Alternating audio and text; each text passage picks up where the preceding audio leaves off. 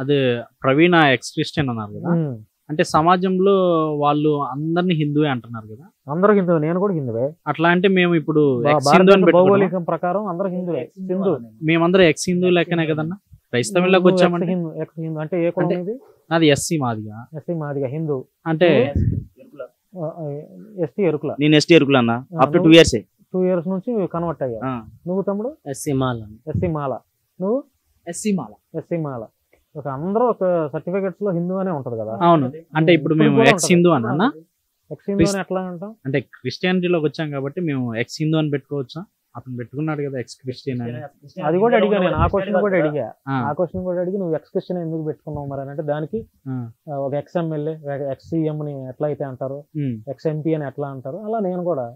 అంటే అతను వాళ్ళ ధర్మంలో హిందూగా మారిన తర్వాత వాళ్ళ ధర్మంలో బూతులు నేర్పించారేమో. అంటే ఏం నేర్పలేదు, జీరో నాలెడ్జ్ అని మీరు అన్నారు కదా. అంటే జీరో నాలెడ్జ్ తప్ప అతనికి బూతులే వచ్చు.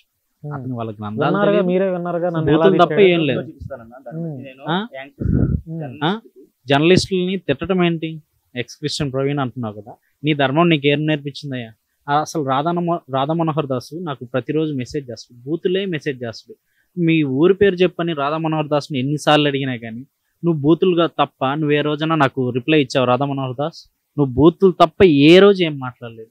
ప్రతిరోజు బైబిల్ గురించి, మరియమ్మ గారి గురించి నీకు ఇష్టం వచ్చినట్టు నోటుకు వచ్చింది మాట్లాడుతున్నావు. మేము తిరిగి మీ గ్రంథాల గురించి ప్రశ్నించడానికి మాకు రైట్స్ ఉంటాయి, మేము మాట్లాడలేమనుకోవద్దు.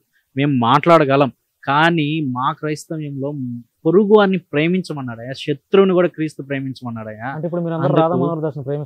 మేము ప్రేమిస్తున్నామన్నా, ఈ రోజు కూడా ప్రేమిస్తున్నాం. తిట్టట్లేదు మేము, నిన్ను నువ్వు సరి చేసుకో అంటున్నావు. నిన్ను నువ్వు సరి చేసుకో. ఈ రోజు బూతులు మాట్లాడతా రిటర్న్ మమ్మల్ని పంపిస్తే మేము ఏ రోజు బూతులు మాట్లాడలేదు. నువ్వేం మాట్లాడావో నన్ను అంటాడు, నువ్వు ఎల్లని బూతులు తిడతారు, ఎల్లని బైబిల్ని తిడతారు, ఎల్లని మేము వాళ్ళ గ్రంథాలను ఈ రోజు తిట్టలేదన్న, తిట్టం కూడా మాకు అనవసరం. కానీ నోటుకొచ్చింది మాట్లాడితే జాగ్రత్తగా ఉండమని చెప్తున్నాం. ఎక్స్ క్రిస్టియన్ ప్రవీణ్కి కానీ, లలిత్ కుమార్కి కానీ, ఇంకెవరైనా కరుణాకర్ సుగ్రామ్ కానీ, మేము హిందువుల్ని గౌరవిస్తున్నారు. దగ్గర 60-100 మెంబర్స్ ఉన్నారు. 60 మెంబర్స్ ఉన్నారు. కంటిన్యూ 100 వస్తుంది. ఓన్లీ యవనస్తులు మాత్రమే దేవుని సేవలో వాడబడాలని మేమేదో చిన్న మాటలు చెప్పుకుంటూ మేము వెళ్తుంటే మా కింద కూడా బూత్ మాటలు పెట్టిస్తూ మాట్లాడుతున్నారు. ఏ రోజైనా మేము తిరిగి వాళ్ళని బూతులు తిడితే ఏమైపోద్ది అన్న? గొడవలు అయిపోతాయి కదా. గొడవలు అవ్వకూడదు.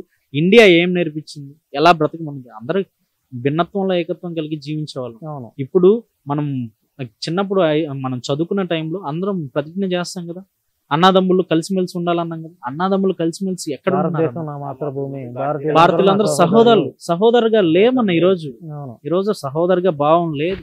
ఈ రోజు హిందూ, ముస్లిం, క్రిస్టియన్, బౌద్ధులు ఇలా కులాలు మతాలు డివైడ్ చేస్తున్నా గానీ ఒకరికొకరు ప్రేమించి కలిగేది. ఈ రోజు ఎవరైనా ఒక ముస్లిం సహోదరుడు తప్పు చేశారనుకో, హిందూ సోదరులందరూ నువ్వు తప్పు చేసావు. ఎవరైనా క్రైస్తవ సోదరుడు తప్పు చేశాను, నువ్వు తప్పు చేసావు హిందూ సోదరులు అంటారే కానీ ఏ రోజైనా తిరిగి వాళ్ళని అంటానికి కూడా ఇష్టపడట్లేదు. మేము ఎందుకు అనట్లేదంటే మేము మా దేవుడిని నిజంగా నమ్మాం కాబట్టి మేము తిరిగి వాళ్ళని ప్రశ్నిస్తున్నామే కానీ బూతులు చెప్తున్నాం.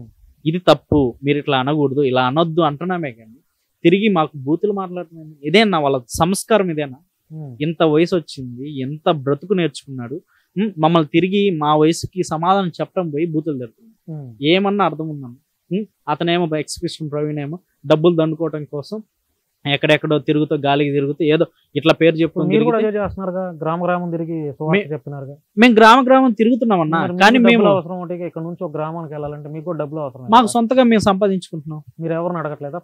మేము రూపాయి కూడా అడగమండి. అసలు మా డిస్ప్లే మీద నా నెంబర్లు కూడా ఉండవు అన్న. మా ఇన్స్టాగ్రామ్ ఐడిలో మా నెంబర్లు కూడా ఉండవు.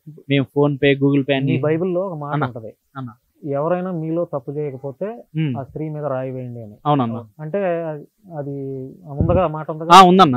మీ నలుగురు కూడా ఎటువంటి తప్పులు లేవా? మీరు రాధా మనోహర్ దాస్ని, ఎక్స్ క్రిస్టియన్ ప్రవీణ్ ని, కరుణాకర్ సుగ్నాని మీరు వాళ్ళ మీద ఆరోపణలను నిందలు చేస్తున్నారు కదా. అవునన్నా. మీరందరూ నిజాయితీ పర్లేనా? అంటే అన్న మేము తప్పులు చేయట్లేదన్న. తప్పులు అనేది సామాన్య మనుషులుగా ఏదో పెద్ద తప్పులు చిన్న తప్పులు కాదు, చిన్న తప్పులు మనిషి పడిపోతున్నాం. మేము నీతిమంతులు అనట్లేదు, చిన్న విషయాల్లో మేము పడిపోతున్నాం అంతేగాని మేము వాళ్ళ రకంగా బూతులు తిట్టడము, వేరే వాళ్ళని దూషించటము, లేదా వ్యభిచార గృహమనో లేదా డబ్బు కోసమనో ఇంకేదో విషయానికైతే మేము దగ్గర కూడా ఎలా ఉన్నాం. మా బైబుల్ చెప్పింది ఒకటే అన్న, నువ్వు ఎదురుగున్న స్త్రీని నీ కళ్ళతో తప్పుగా చూస్తేనే నువ్వు వ్యభిచరించినట్టు అని ఉంది. ఆ తప్పుగా చూస్తేనే మేము వ్యభిచరిస్తామేమన్న భయంతోనే మేము తలదించుకున్న రోజులు ఎన్నో లక్షలు ఉన్నాయి. ఎందుకంటే కంట్రోల్ చేసుకుంటున్నాం. ఎందుకు అంటే బైబుల్ కంట్రోల్ చేసుకోవాల్సిన అవసరం ఏముంది? మీరు యువకులు కదా, యూత్ కదా. బైబుల్ చెప్పిందన్న, మా దేవుడు చెప్పాడు. మా దేవుడు చెప్పింది ప్రతిదీ మేము ఫాలో అవుతాం. ఫాలో అవ్వటం కోసమే ఈ వయసులో కూడా మేము నమ్మకంతో అడుగులు వేస్తున్నాం. మేము కంట్రోల్ చేసుకోకుండా మేము కూడా అట్లనే ఉంటే మేము క్రైస్తవులం అంటానికి ఈ రోజు మీరు ఇక్కడ దాకా మా దగ్గర రారు. మేము క్రైస్తవులం అవ్వమా? మేము తప్పులు చేస్తే మేము కూడా క్రైస్తవం.